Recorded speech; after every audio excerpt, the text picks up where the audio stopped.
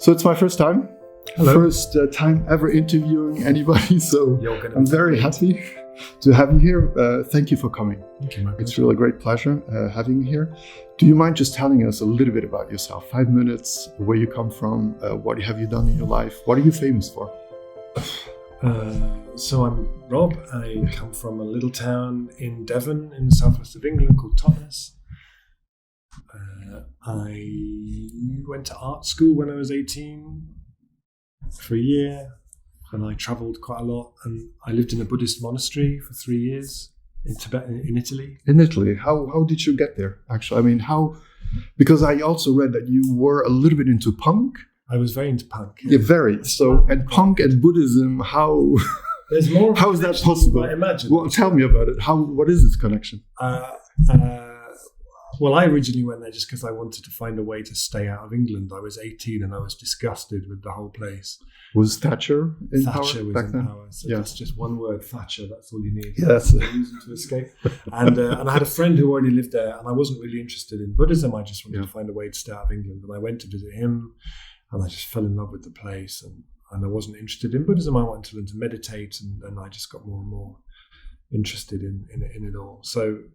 And then a few years after that, I discovered permaculture. Permaculture was a huge kind of, I always say it felt like somebody took the top off my head and kind of rewired my brain, to see possibilities.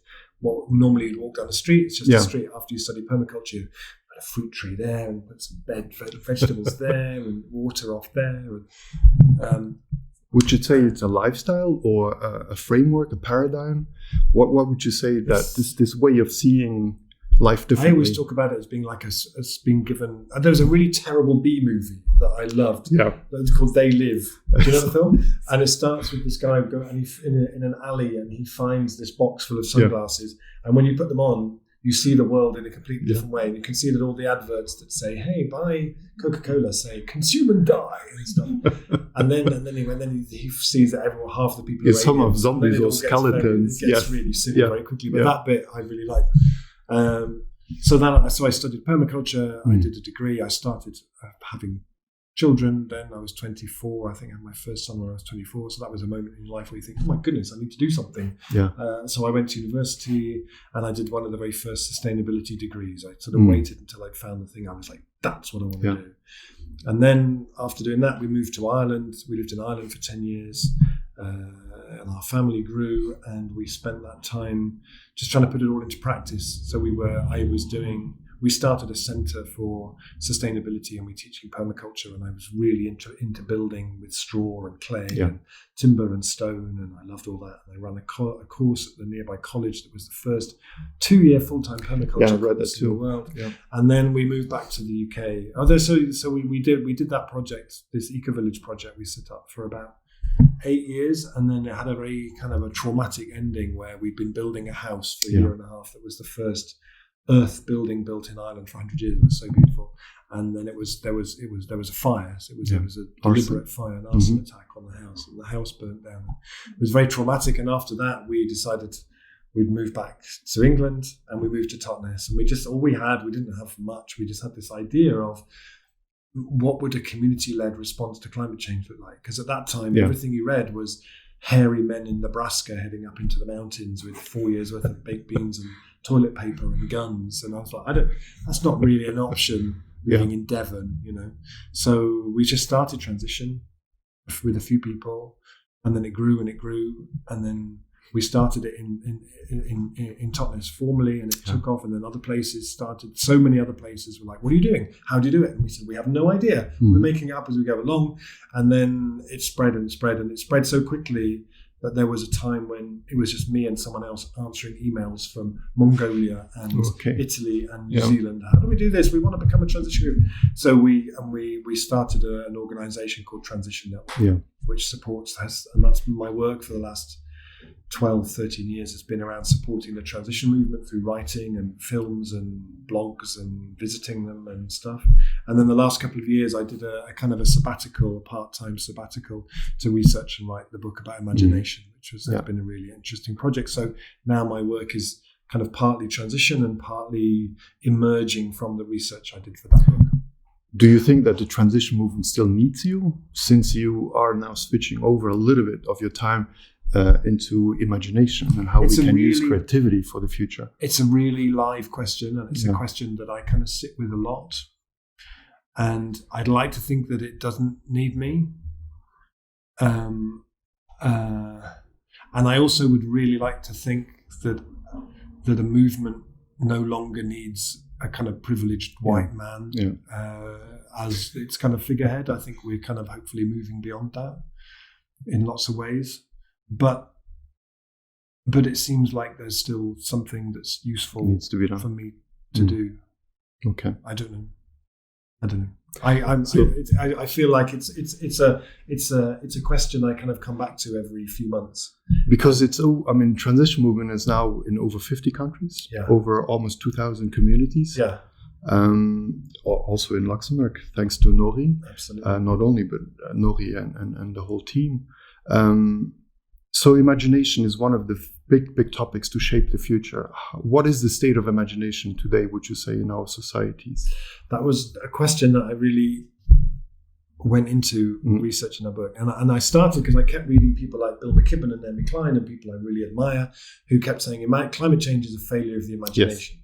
And that something about that got under my skin. This idea of it's a failure of the imagination, and why would it be that we have a failure of the imagination in 2020?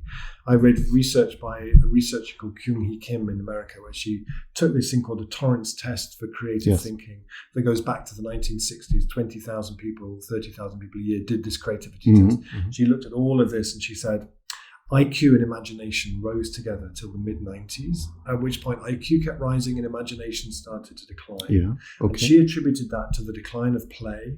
Yeah. She said it was to do with the rise of screens and the rise of testing in schools. Okay. So that was kind of my starting off point. Is it really? How would we know that we were experiencing a failure of the imagination? And I came to feel like we've allowed something to build since the mid-90s, which one of the guys I interviewed called a disimagination machine. That we have this perfect storm of conditions, some intentional, some not intentional, which are creating the perfect conditions for the collective imagination to contract at the very time we need to be at our most imaginative. And those are a mixture of things. Firstly, an observation that imagination to a degree is a function of privilege, that if your basic needs on Maslow's hierarchy of needs for shelter and safety and food and so on aren't met, it's very hard to have an imaginative life. We know that anxiety and stress and trauma and loneliness actively make the part of the brain the imagination fires from shrink. The release of cortisol into our system makes that part of the brain shrink. And we know that the imagination needs certain things. It needs space. All of us know our best ideas come to us when we have some space. Albert Einstein always said his best ideas came when he rode his bicycle in the forest. When he was not thinking about his work or the equations. All of the best writers will tell you their best ideas don't come sitting in front of their laptop. But that kind of space we have less and less and less of. And we fill that space when we have it with trying to get to the bottom of our Facebook feeds and these very addictive platforms who value our attention more than we do. And when our attention spans shrink, our imaginations shrink with them. And I feel like we have an education system where imagination is seen as it's not as important. Frivolous. It's a waste of time, and it's about results and tests. So all combined together, I came to feel like we recognize that if a population doesn't have good food, you're going to see a rise in preventable illnesses. Sure. If you don't have a good education for people, then the population can't reach its potential. But somewhere just slightly out of our field of vision, this thing that is so precious and such a manifestation of human health and so utterly vital to our well-being as a culture, and potentially holds the key to our survival in the climate and ecological emergency, is just sort of withering and disappearing. And a muscle that should be like that is actually becoming more and more like this. And that's really, really important. So the book set out to say, do we have a problem? If we do, why? And what do we do about it? What does it look like if we set out to collectively rebuild that imagination muscle in our communities, in our organizations, in our society. So how can we do that? How can we flex the muscle or train the muscle? How can we play more? When you say that we play less, is that throughout all ages? I mean, all the age, like when we talk about play, when we think about play, we usually think about little kids up to 5-10 years. And then after 10 years, you become a teenager. And at one point, you have to become more serious. So there's a transition between the time of playing and being serious now. Where do you see the playfulness being lost? So I interviewed a woman called Dr. Marjorie Taylor, who runs a thing in the US called the Imagination Lab. And for the last 20, 30 years, she brings kids in of different ages and she does things that somehow she can get a sense of how imaginative they are. She says, in children between 0 and 5, I see no decline. I've seen no decline. Still today, no decline. Still today, no decline. Okay. But she says there's something that happens when kids, there's something that happens then which means that imagination shrinks rapidly. And it's called school, I think, actually. There's that it is often, the measures of imagination and seeing that starts to decline very rapidly then. And then sometimes it comes back again later in life. But there is but is it the system? What about home, parents? Can you balance school with having a home where the parents care about your imagination? It certainly helps. But so you mentioned play. One of the things that I'm really intrigued in the book is to find ways in which play can become a centerpiece of the activism that we do. How do we bring play back into what we do? And there's some lovely examples there's one of my favorite stories, a guy called Atanas Mokas, who became the mayor of Bogota. And he first came to prominence because he was the mayor, he was the president of the University of Bogota. And the university had been really infiltrated heavily by FARC rebel students. And he stood up in an assembly at the university to give a talk, and he was booed and heckled and things thrown at him. And he said, and so he turned around and dropped his trousers and showed his arse to the whole hall, which led to him losing his job, quite understandably. But he said, sometimes words are just not enough. And he used That's a vivid image. It's a vivid image. And he used that amazingly as a platform to run to become the mayor of Bogota. Right. And he ran dressed in a superhero costume, dressed as a superhero called Super Citizen. Yeah. And he got elected, incredibly, in Bogota. And one of my favorite things he did loads of things that were great, but one of them was that at that time, Bogota had the most corrupt traffic police in the whole of Colombia, and lots of people killed on the roads. So he sacked the entire traffic police department, and they were very corrupt. Lots of just give me some money and keep going. So he sacked everybody, and he said, instead he hired 400 mime artists who stood dressed like Marcel Marceau, who stood on all the intersections, and they had red and yellow cards like referees. And if the cars were badly behaved, they get a red card and told they were very naughty, and the good cars were allowed to go. And said to all the traffic police who lost their jobs that they could have their job back if they trained to become a mime artist, which I just thought was just fantastic. That's brilliant. And he talked about how politics needs play. But how can you convince serious Luxembourgish politicians to chill, to relax, to play more? Well, we have Paul here. He's more of the chill. He looks like a man who likes to play. Yeah, but he's an outlier, I would say. No? Well, but then the outliers, there's that old saying, you have to go out on a limb because that's where the fruit is. Yeah. Actually, we need people who are prepared to stand up. Sure, but where do you start? I mean, when you think about Luxembourg, you very quickly get a very serious image. Everything is organized, under control. We're fiscally very responsible. We have, in my opinion, since I grew up here, it is paradise on earth because a lot of the Maslow needs are met. Of course, we do have some issues with poverty and so forth, but much less comparatively. And so in that sense, we are a little bit of a paradise. And to get to this point, when you look at the politicians, they're quite serious. And the image they portray, it's not that of a mime, but Costa cravat, as we say, in a suit, very serious, like politicians when you think about them. So in that sense, having that landscape, where would you start? Well, the first thing I would say is, I get to visit lots of places where transition happens, and everywhere I go, like the bit at the beginning we said, well, Luxembourg is I'm not sure that would work. Everywhere I go, people always say, well, I don't think transition would work. I can see why it would work in Italy and Germany, but I don't think it would work here. And I go to Germany and Italy, they say, well, I don't see why it wouldn't work here, but I can see why it works. I'm not saying that. Okay. I'm not saying it's impossible. I'm just saying, where should we start? Okay. I think we start by as activists and as politicians who are more open-minded, that we need to bring more imagination, creativity, and play into the politics that we do. So for me, we've been speaking to people while we were here about the Luxembourg in transition, Luxembourg 2050 stuff. And you could start that by saying, okay, we're here. So what do we do? And I'm saying, no. You start there. You say, actually, 2050 is like this. What's it like? What does it smell like and sound like?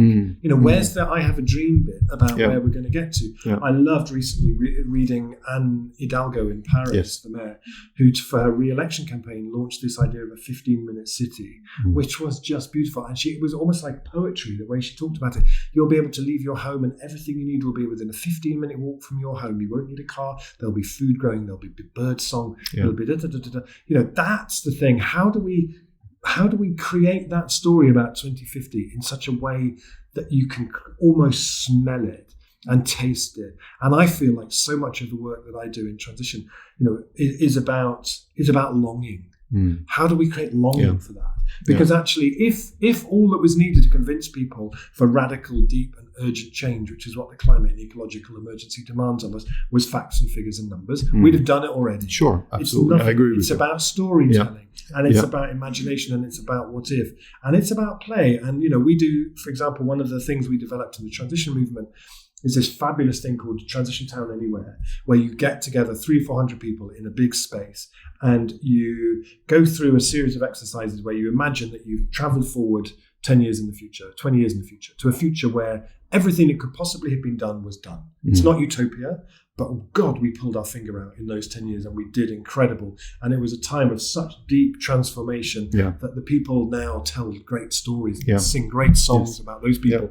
And you arrive into that world and you kind of do different activities.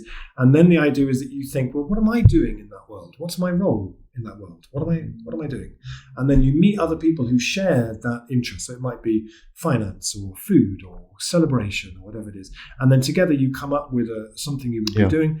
And then you physically build it with cardboard and bamboo and string and sticky tape and pens. And you create this 3-dimensional kind of play version of what that future would be like. I've never been involved in something else where 300 adults are completely lost in this world that they've created. They celebrate in it, they trade in it, they interact in it, and there is such a power to it in that, in 2012, the first time we ever did that exercise, I ended up with a group of people. We created something called the Yeast Collective, which was a brewery and a bakery and a mill in the same place. We were like, I've heard of your love for beer. We're like, why would the future not have a building that's a brewery, a bakery, and a mill at the same space? It's just brilliant. Of course it would. And we played it, and I could still tell you what the beers were made that we were named, that we created, how our training program worked, everything. The next year in my town, we created a brewery. Okay. And then last year we converted that business to be a community benefit society. We raised £180,000 of investment from local people. We now have 270 owners to raise the money to move the brewery into the same building as a bakery and a mill. And when people were saying, when we were trying to raise the money and people were saying, but how do you know it'll work? I say, I know it will work because I played it. I absolutely know this will work because I played it. And when you play that future, you experience it in a completely different way than if you're just reading reports or reading books about it. That's how you start actually in the book. You describe a vivid image of a place that you actually imagine to be real. Yeah, but it's been really nice since the book came out on social media. We'll talk about social media. A good side of social media is that I get loads of people sending me stuff about they opened their conference reading that piece, or they opened their group reading that piece. Yeah, for me, it's there's a beautiful quote by Rilke, which is. It's okay. It's in my we book. have time. It's so beautiful, and I'm going to get my little book out and read it to you.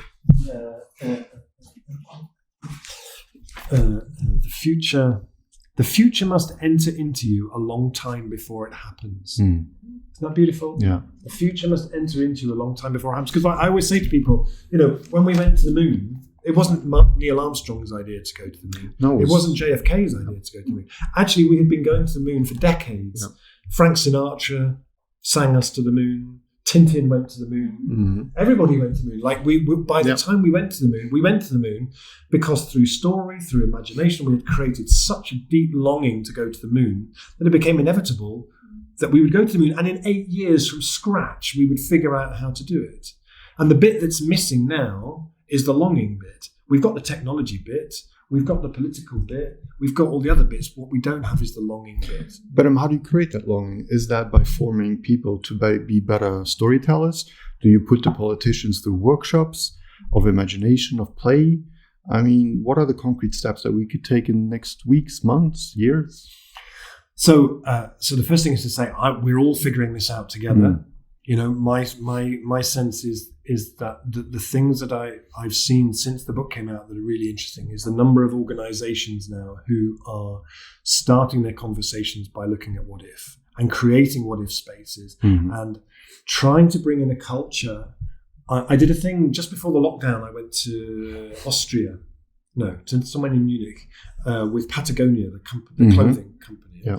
And they brought together all of their European environment team together up in the mountains in the snow. It was beautiful for about 3 days. And they got me in to come and try and shift their imagination because they were saying, we talk about sustainability. We're seen as one of the most sustainable companies in the world. But are we acting in everything that we do as if this was a climate emergency? Yes. We're not at all. Yeah. And so what if we did? So we ran various things and I did a whole talk and workshops, and we did a thing that was just beautiful one morning that we called the Walk of What If, where they went out in groups of 6. And I said, okay, so the what if question was, what if in everything it did, Patagonia acted as if this was a climate and ecological emergency? Yeah. There were just a couple of rules. One was there are no limits. So don't be thinking, but what about, would that fit in the budget? Yeah. None of that.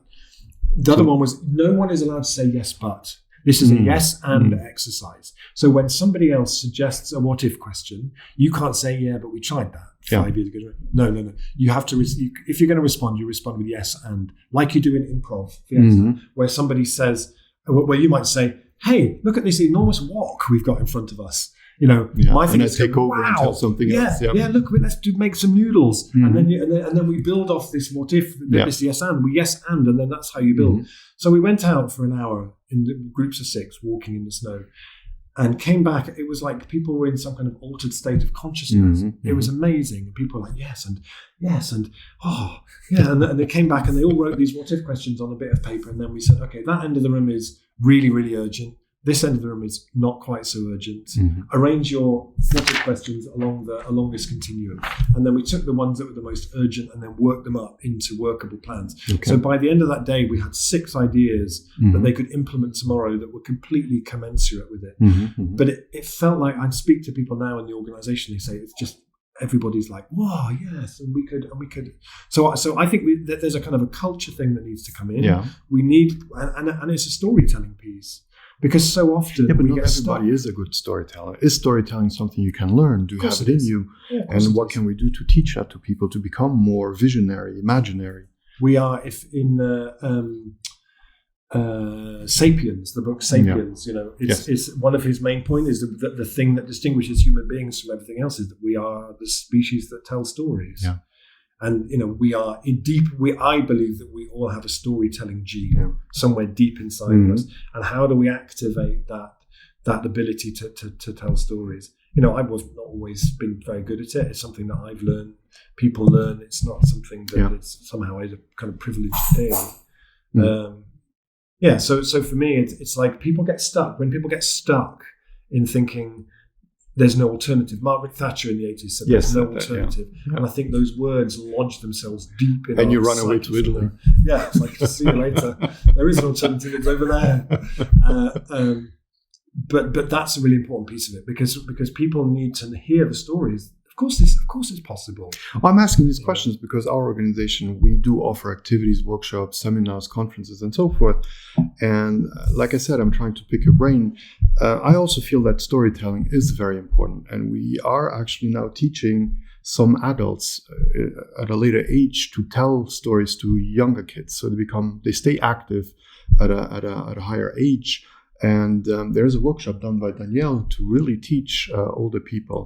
It's just good to hear from you that we are a little bit on the right track with that. And I would like to push more of those workshops and so forth.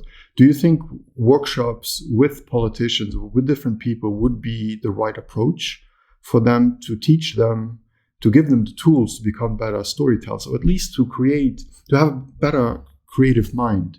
Because whenever a lot of people, when they are in a white room with no furniture, with no color, just everything's white, I from my experience, a lot of people cannot project how it could look like with plants, with furniture, as a kitchen, as a living room. It's very difficult for them in their mind. They need paperwork, they need images to be able to project their imagination.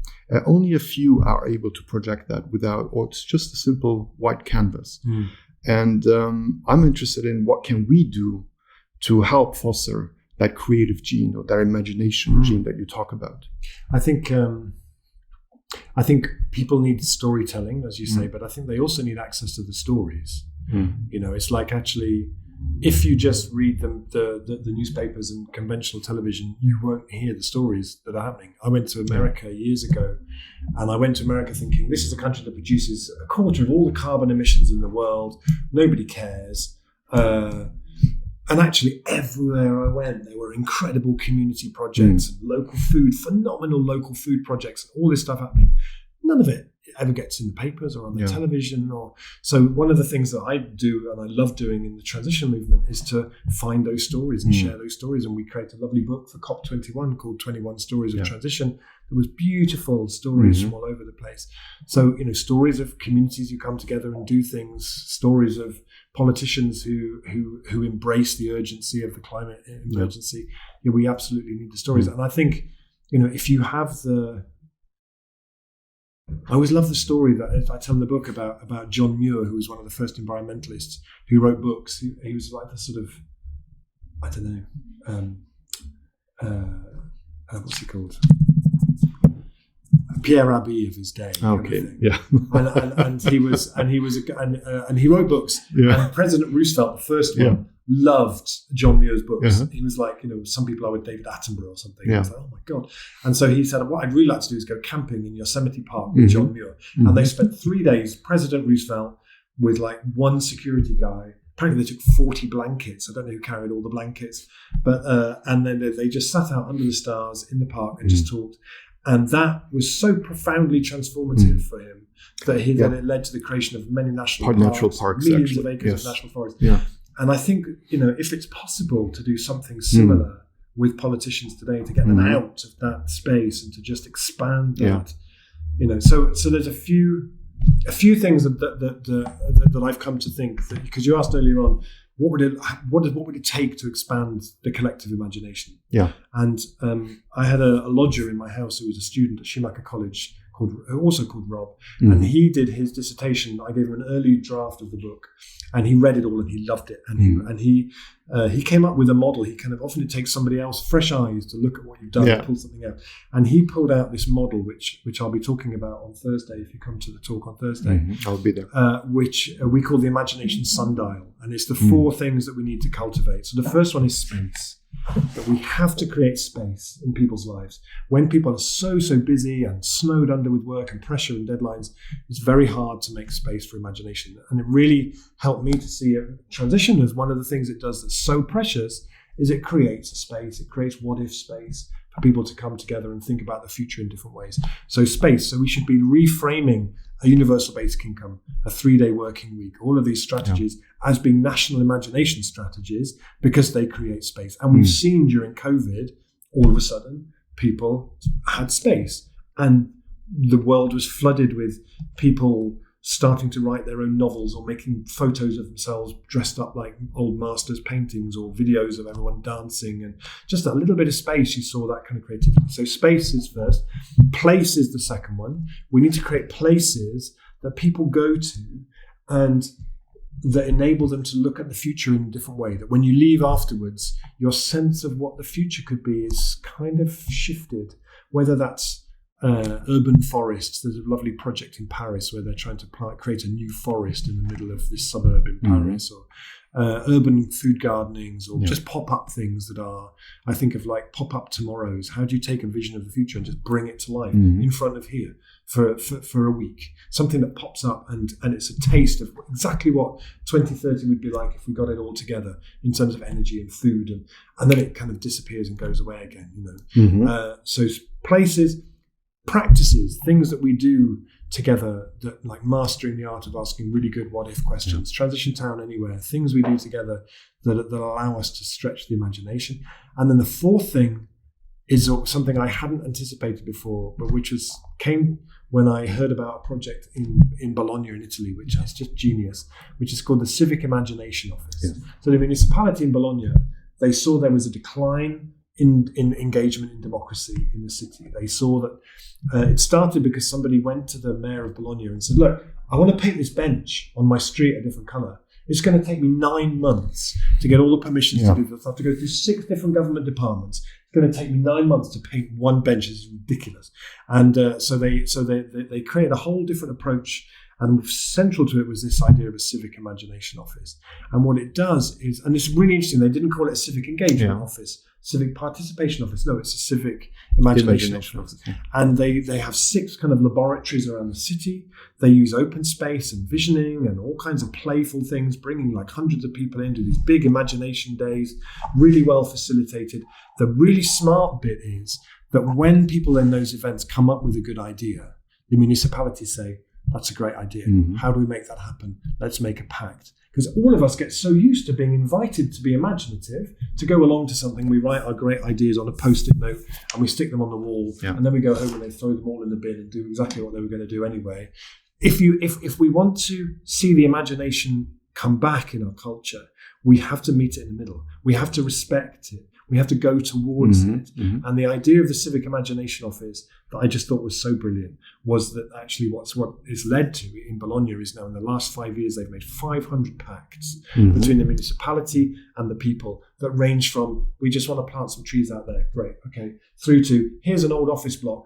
We'd like to turn it into a place to train young people as classical musicians. Great. Do it. Okay. It's now the main way the municipality does participatory budgeting. It's now how they find uses for empty buildings, but they put the imagination at the heart of it. So for me, that thing about pacts in any organization, if you're a local government, then whoever is the tier of people underneath you, you need to be reaching out to them, inviting the imagination, and then meeting it halfway. And I think that principle could profoundly change how things work.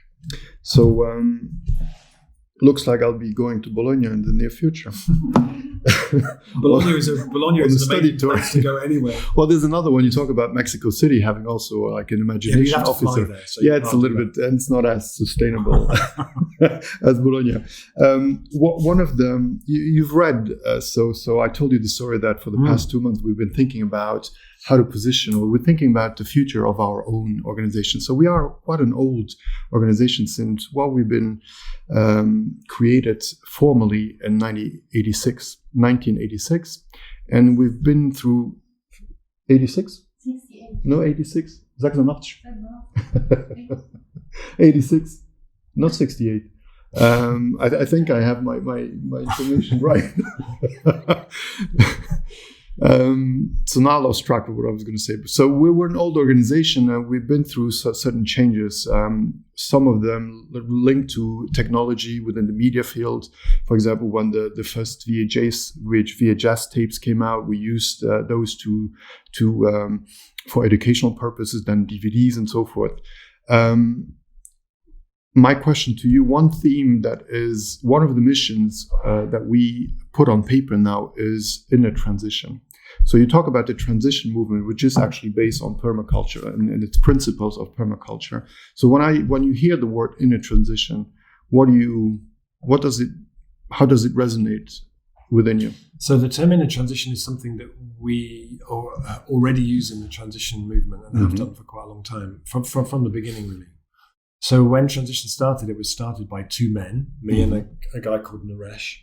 And quite early on, 2 amazing women came and knocked on my door and said, you're doing this transition thing.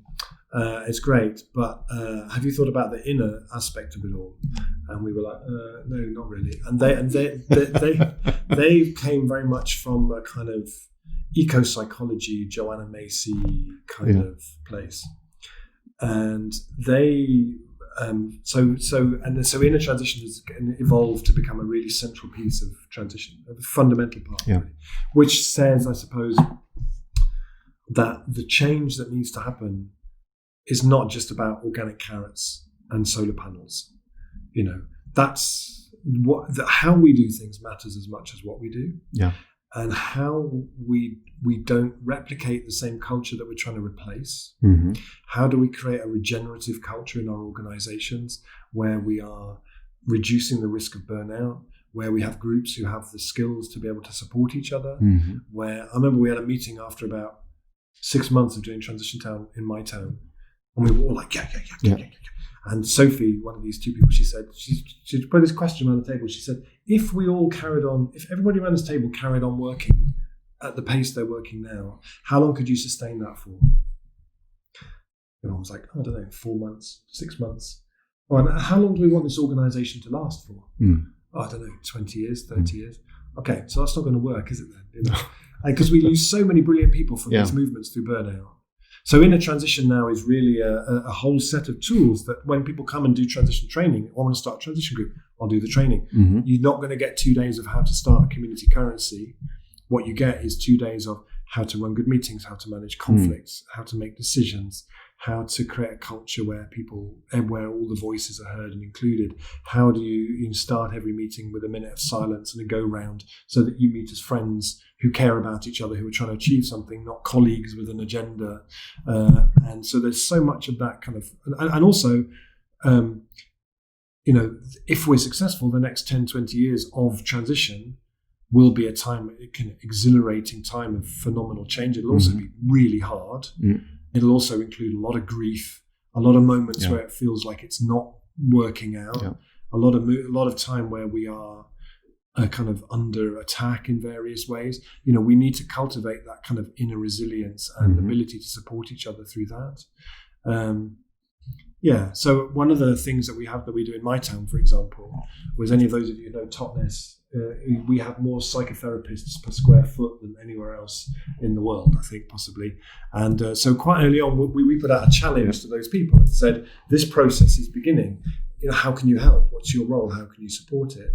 And one of the things they created was a thing called the mentoring for transition. So anybody working within transition at any time could, free of charge, access therapists, counsellors, people, and it's brilliant in terms of reducing burnout. There have been several times for me where it's been very intense, and to have somebody I can go to and sit to and talk it through with and have that kind of space around it has been absolutely invaluable. So I now can't imagine transition without that.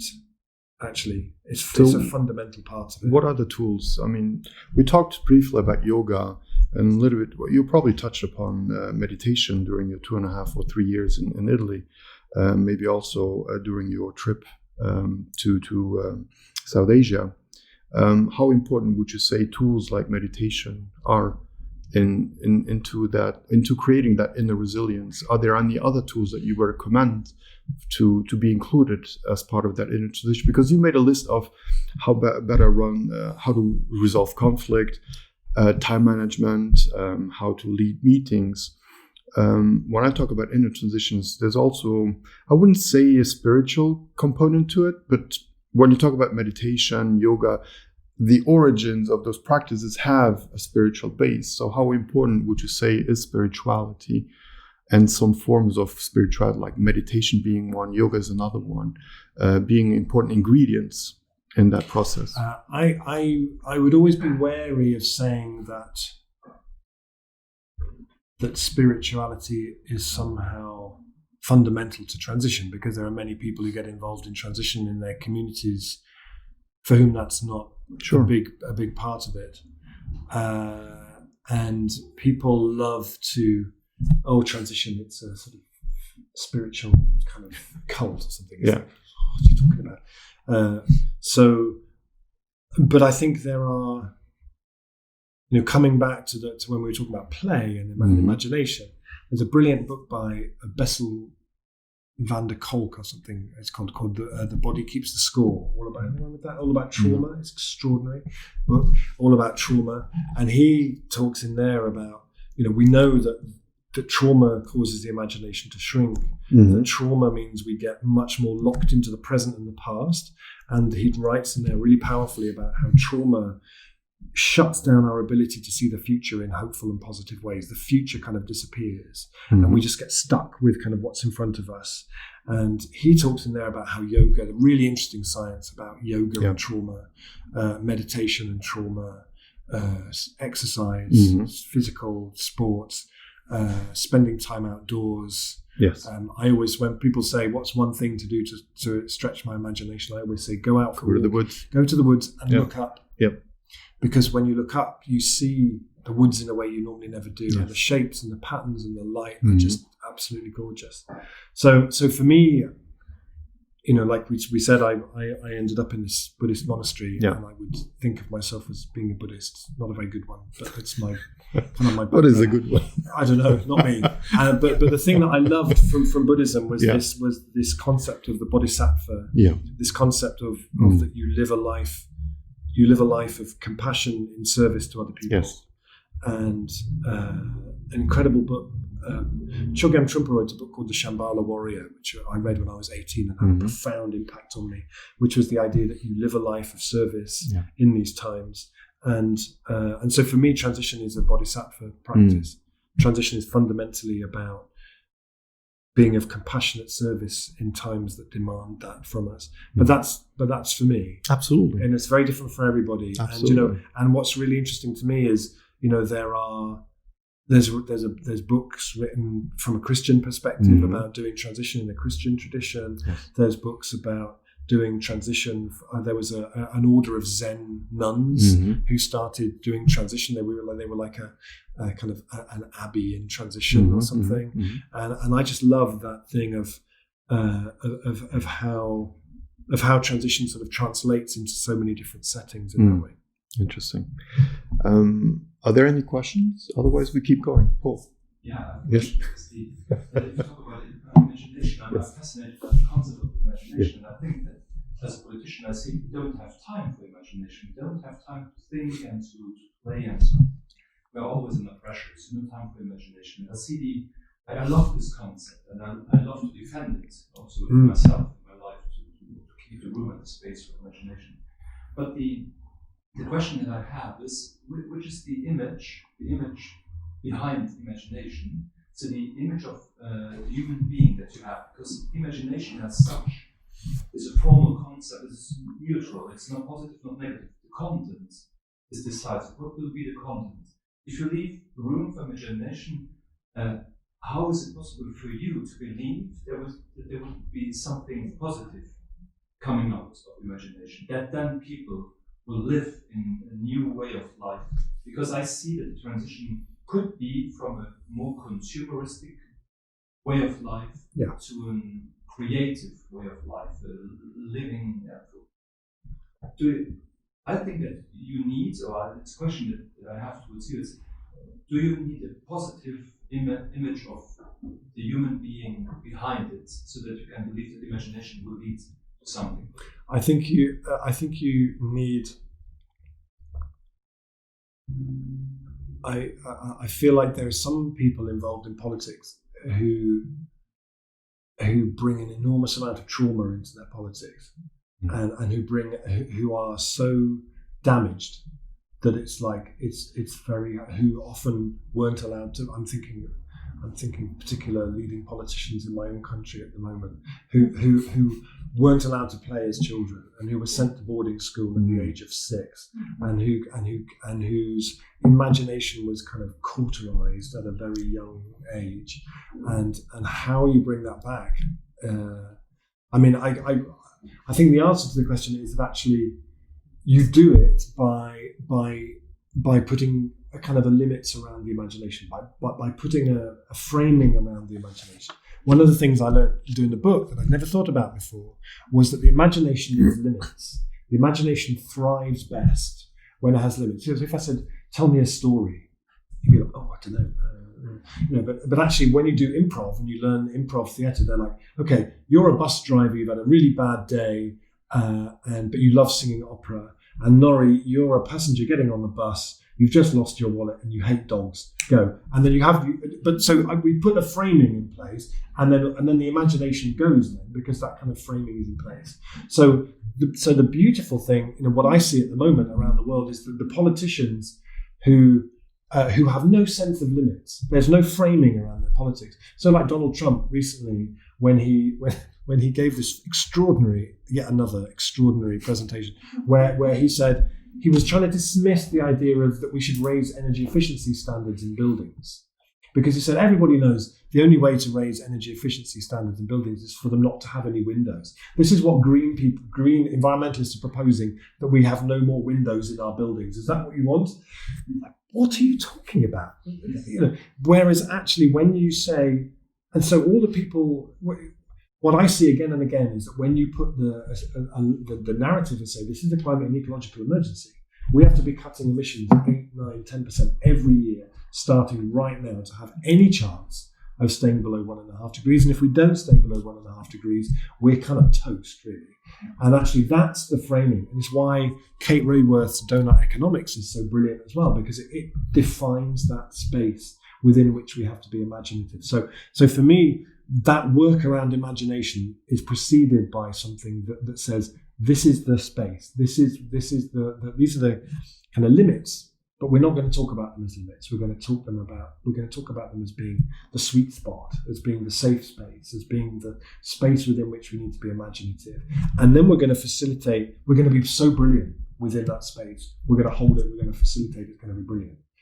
So for me, it's a mixture of good facilitation, and it's about defining the limits and working within those limits. So there is a piece as Extinction Rebellion, who I think are extraordinary in some ways. And I say it regularly, my wife is very involved with Extinction Rebellion. She's been arrested 4 times with Extinction Rebellion. She's amazing. It's completely non-violent, self-organizing, remarkable movement. But they start every time by saying, tell the truth, tell the truth. Every presentation you start by saying, this is the situation that we're in. So for me, it starts by being, in politics, being the person who's always saying, no, this is the truth. This is the science. This is what we're working with. Okay, how can we be as brilliant as we possibly can within this set of limits? So tell the truth actually brings us to the next topic. One of the very important topics is media. How can you tell the truth, or when you know that fake news truth world? When you know that fake news travels 6 times or are spread 6 times faster than the truth, how can you fight a beast that runs 6 times faster than the truth? I mean, I've written a few books, and that always include a bit about climate change, which means I have to get up to speed with all the science on climate change, which is heartbreaking. Heartbreaking. I feel like if you don't regularly feel profoundly heartbroken about what's happening with climate change, you're not paying attention. Yeah. And at the same time, the chapter about the decline of play and education in that, and the chapter about social media and the impact that has on us were almost as heartbreaking, actually. And I came to a point, I was really intrigued over the 2 years that I was researching this book, how that all of a sudden, all these people started, like really serious commentators and writers, this question started to come up that said, if the internet has been a 20-year experiment, and we were now looking at all of the results that had come in after 20 years evaluating it, do we want to keep it on? Actually, is there a case for saying this now does more harm than good? Yeah, but there's no button where you can. There is no button. The monster has taken over our lives. But as a thought experiment, it's like, how did we get to this place? And where fake news, and you can't trust anything anymore, and I guess which is partly why so much of what we try and do is about people face to face in communities, and based on the best science that we have, and but every time we sit down, there's a lovely book I read by a guy called James Wallace, I think, about this, and he said, he said, the point is, if we sit down in our own lives and say, what do I want to achieve in the next 5 years? I want to write my book.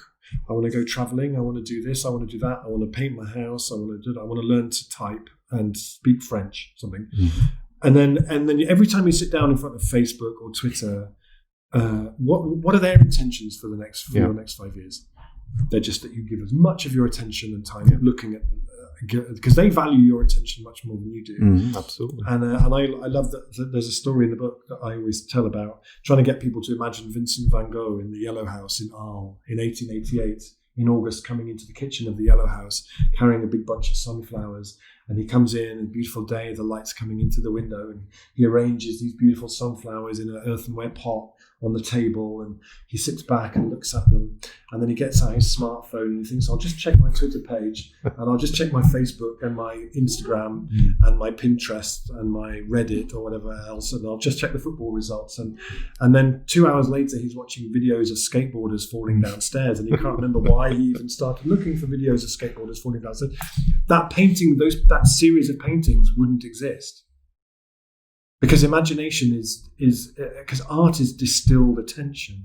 It requires, and when you look at a work of art, you are looking at somebody who focused their attention on something. It's why it's so phenomenal. And then it demands us to give our attention to it then. And when our attention span is declining and declining and declining, these social media things are it's like you put a sat nav in your car and said, take me to Brussels, and you ended up in Stockholm. You'd be, why am I here? And we have that many, many times a day. They reckon like 30% of the time people work in offices in the UK, they spend being completely distracted by the things that are in front of them. They start doing that, and then they end up over there, and then they're watching kitten videos, and actually I was supposed to be writing a report. How did I even get here? And we're becoming more and more distracted by it. It's a fight you cannot really win. I feel I don't see how we can win that fight when you see the young generations being raised or growing up with social media as soon as they get a phone. So you on one hand, you have the parents who have to be very mindful about the dangers. But as soon as they get free reign on a cell phone, I think they're already sucked in and their soul is lost. It's very difficult to gain that soul back, or their attention, their attention concentration back into the real world. Yeah, I mean, it's always an interesting topic of conversation in my house. I have 4 kids who range from 18 to 26, so the older ones grew up before all of that stuff, and the younger ones grew up with that stuff. And they always try and convince me that actually they're digital natives, and that actually that stuff is kind of it's fine, and it's just it's just how we do things, and it's a different culture, Dad. And, you don't understand. Isn't it a generational difference? But I'm like, you can't read a book. Yeah. You cannot focus your attention on something for more than 3 minutes. If you put on a song, we never get to the end of it because you change it onto another one. You never watch a video to the end. You watch the first 3 minutes and then you start another one. You can't sit through a proper hour and a half long film without checking your phone all the way through. You can't, that's really important. As a kid, you also listened to punk music, which probably your parents didn't understand what the hell was going on. No, why? But I could put on a record, and I listened to it from beginning to end. But and your it was parents and it didn't was an art understand form. It was an art form in its entirety. It wasn't like I would go on Spotify and just hear this. Sure, but isn't just a generational difference? And for them, it's their normal, and for us, it's the abnormal.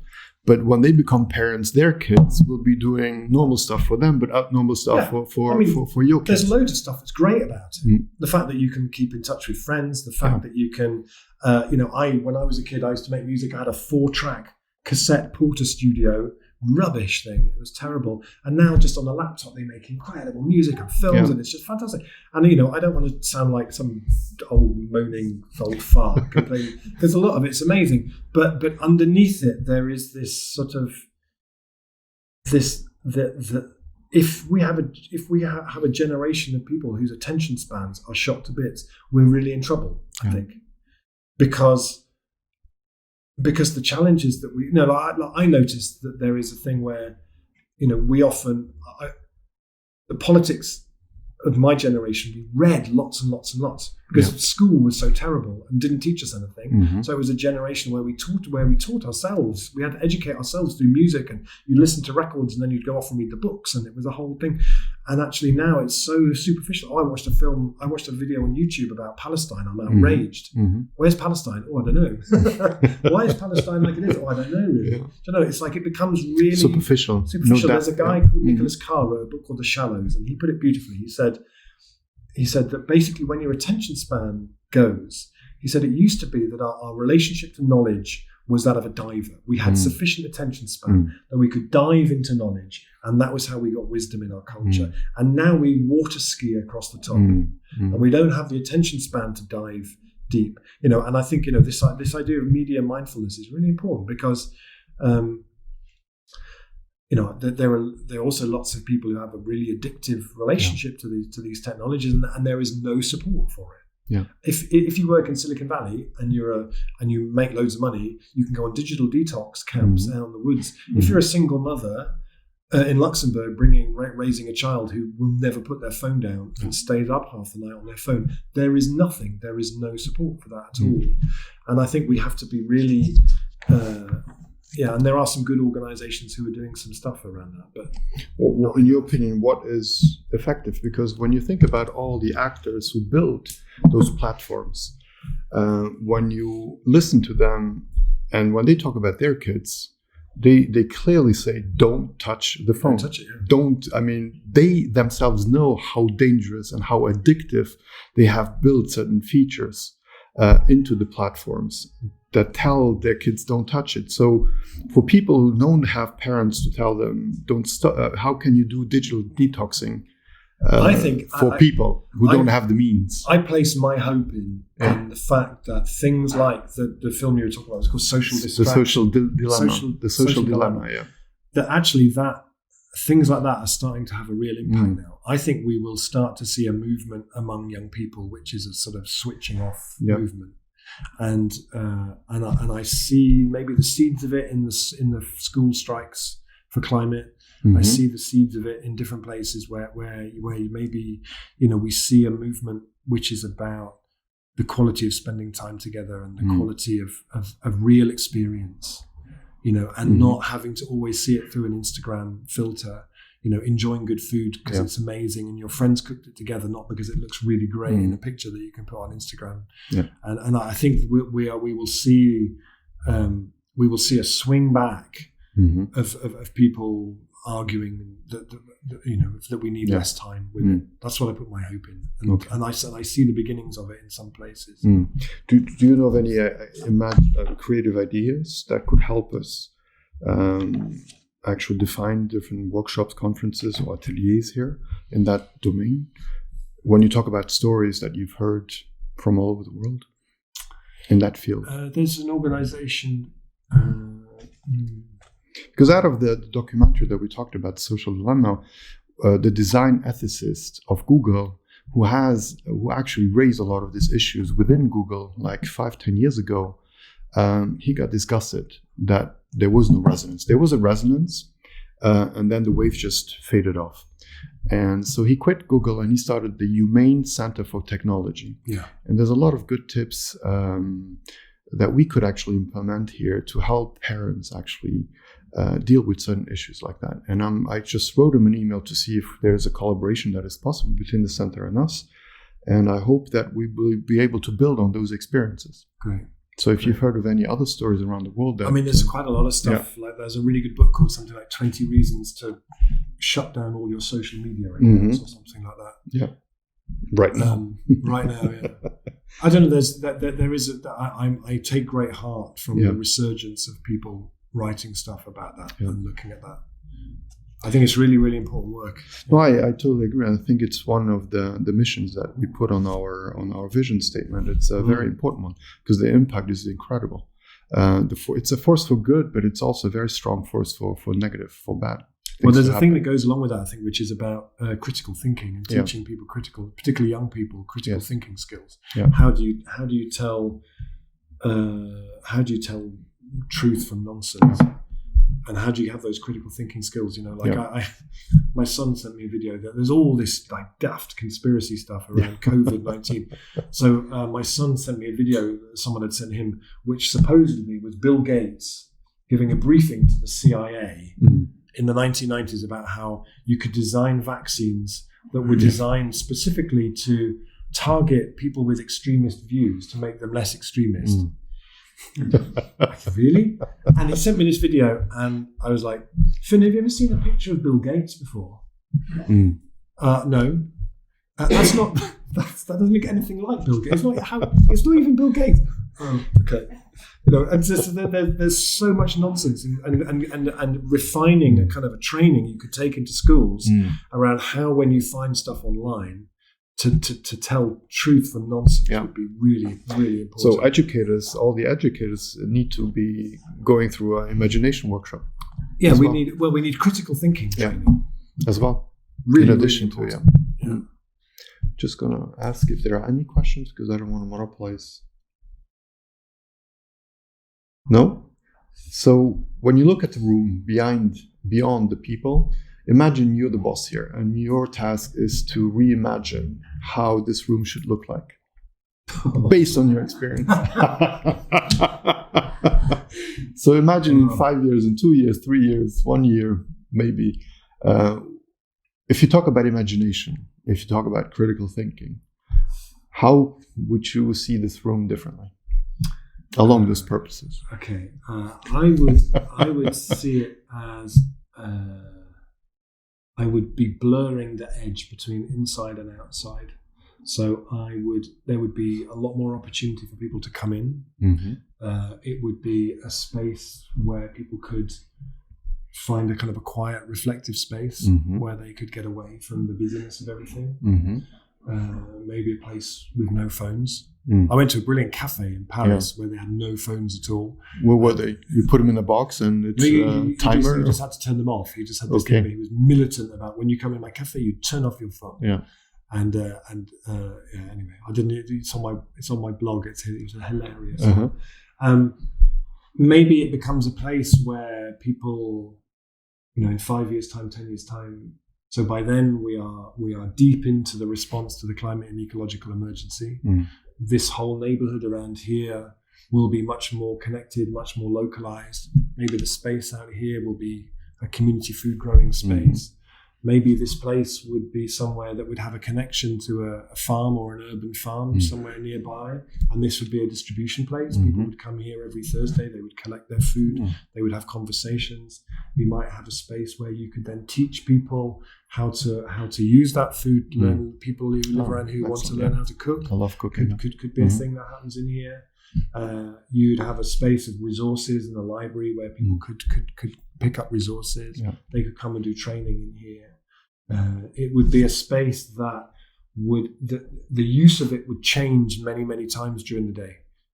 Early in the morning, maybe it's a quiet, reflective space. Maybe during the day, it's a place where people on low incomes can come and they can get, maybe there's a kitchen out the back and you get waste food from local shops and you cook with that food, you make it available, you make opportunities for local young people who want to go into catering to learn how to cook, and then you offer low cost food and you do that. And then later on in the day, it becomes a space maybe after school where kids can come and there's activities that go on, and then in the evening it's something else. Do you know what I mean? So but that sort of opening out onto the world becomes a place that sometimes people come there and they collect their vegetables. Maybe sometimes they come there because it's a stage and there's the street, people stand outside and there's theatre that happens here.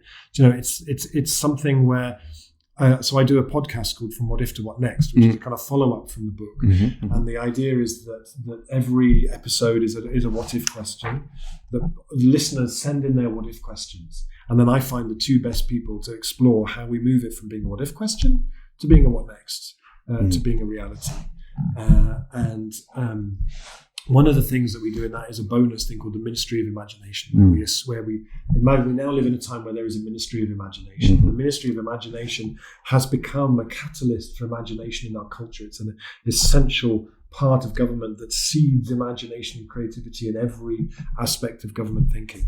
And when, as I write it, like the Ministry of Imagination has become its own character. Like it's a fantastical thing built of imagination itself. Where one week it's a building like a ministry that's very beautiful. The next week actually it's decided it's got bored of being a ministry and it's run off to join the circus, or it's decided it's going to turn itself into a hill under a beautiful sky, and we lie there and watch the meteor shower. And I kind of imagine this is slightly similar. That it would be different things. It would be continually reinventing itself and used in lots of different ways. Awesome. Thank you. That was a great output from a difficult question. Didn't mean to put you in a difficult position, but you actually got out of it very brilliantly. So thank you for that. Nori, do we still have time, or because it's past 5, I can still keep going if you give me time? You could have a brief rest. It's up to you, Rob. If you could do another 5 or 10 minutes, if anyone's still awake, is this interesting? Yes, there's a question. I have a question about inner transition.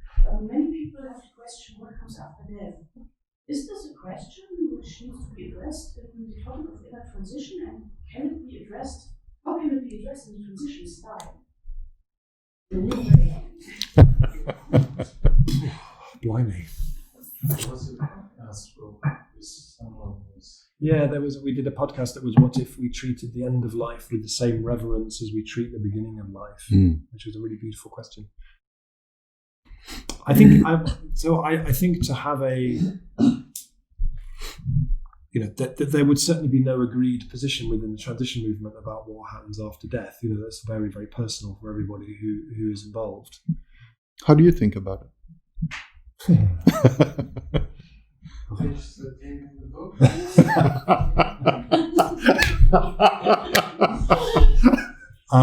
was the book I wrote in my last life. The thing I can talk about that in a minute, but I think what I was going to say was that I think that particularly in the French-speaking world, when I go around, there's this very strong collapsology movement that you find, particularly in France and in Belgium, with I forgot his name now. Pablo Servigne and Gauthier Chapelle and people like this writing about collapse. And there are things about it that I really struggle with and that I philosophically disagree with. But there is something really interesting about it, which is that it is like it's like in Buddhism, where there is that where death is very much, where in effect people spend their life preparing for their death, and there are meditations about the stage, what happens when you die, the stages of that the mind goes through after death, and learning those, so that when you have that process, you know what to do and all that,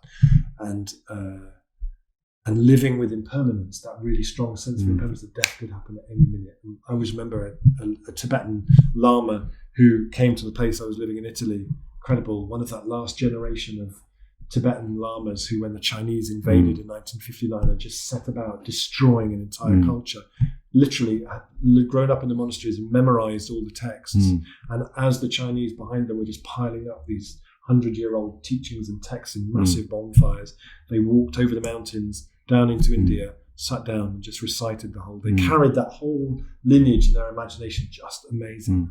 And he said, I remember him saying that he went to Assisi in Italy, where the Franciscan monks were. And one of the practices that the Franciscan monks did was that they would dig their own grave, and then they would sit in it and meditate for days in their own grave. And he was like, such great practitioners. It is amazing. Such a powerful practice, Absolutely. And it feels to me like, that there is a part of that collapse work, which is kind of like doing that.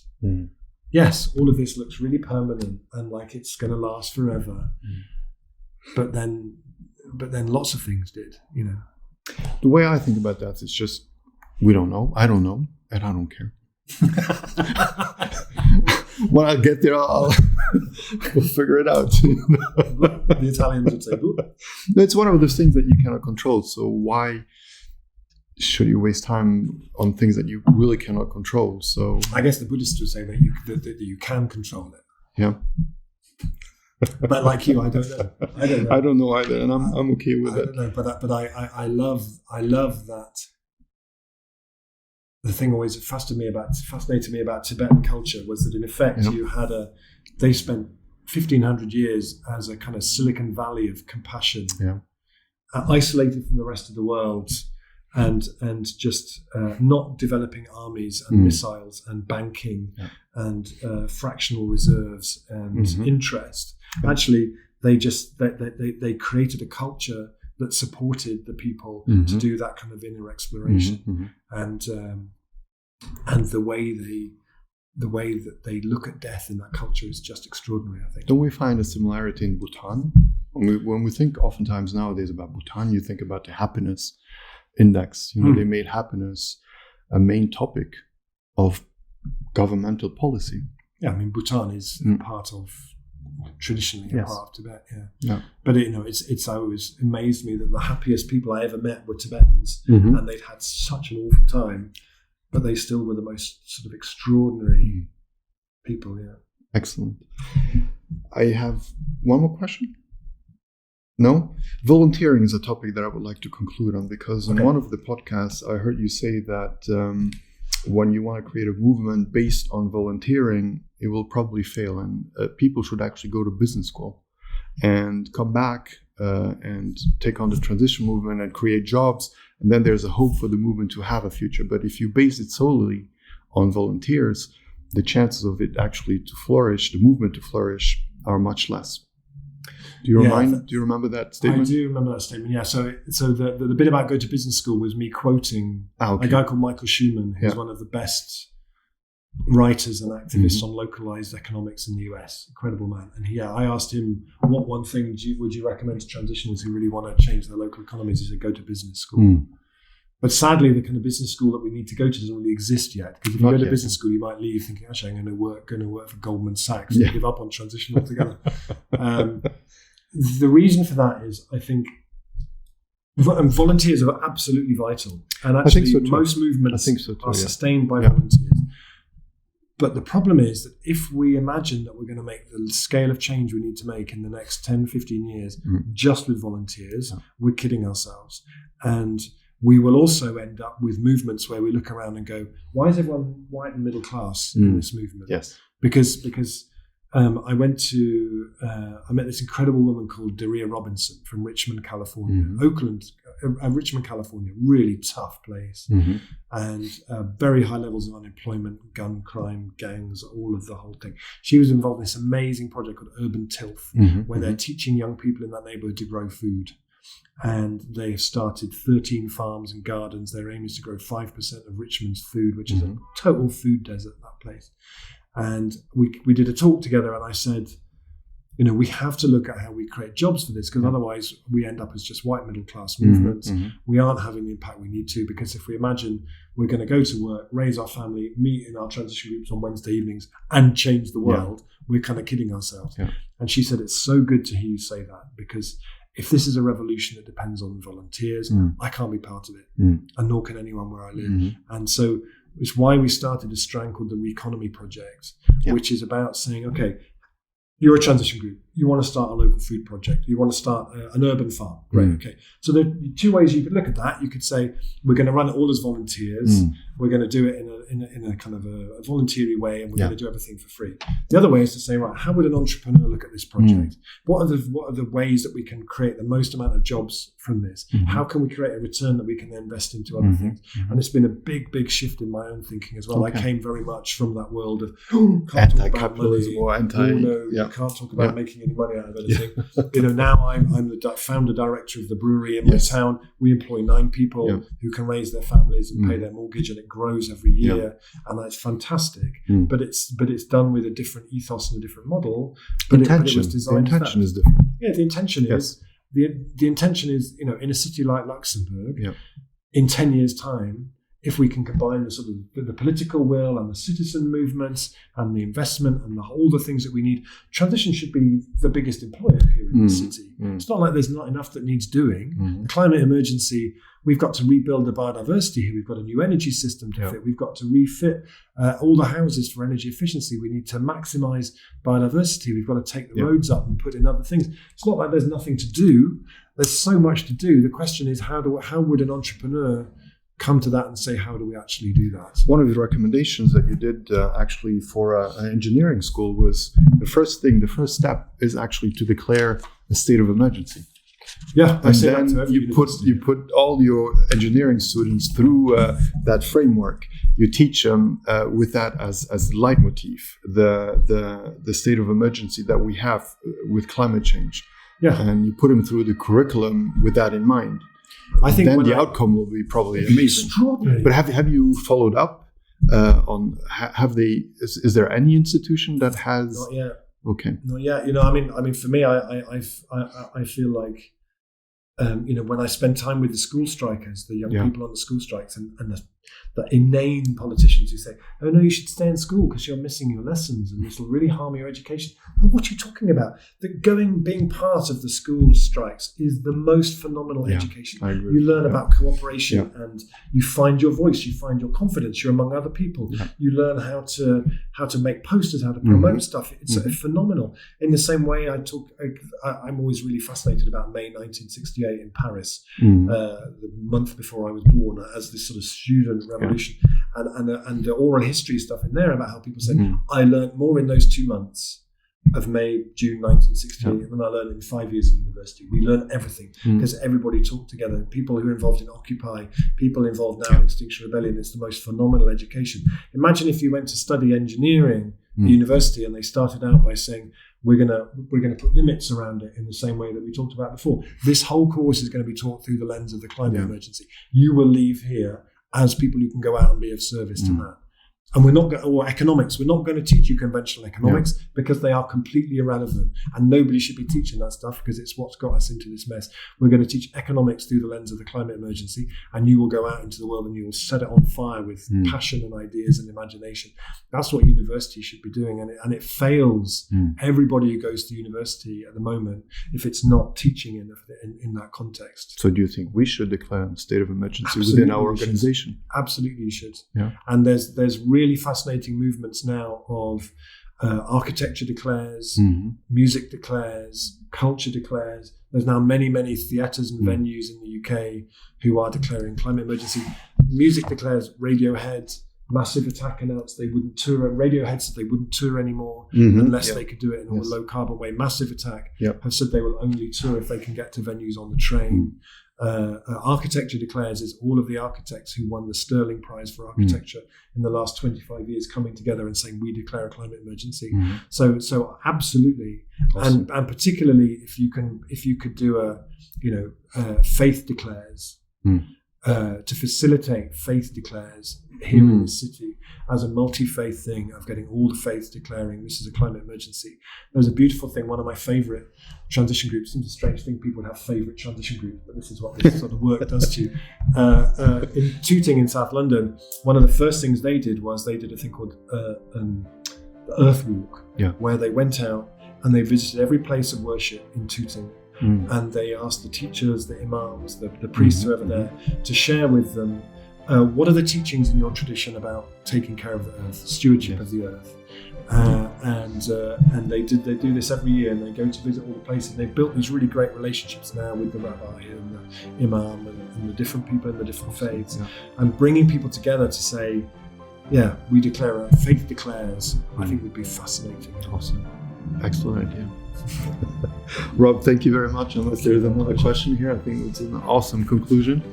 Thank you very much for your time. Thank you. And I wish you all the best. And you good luck with this. Well, thank you very much.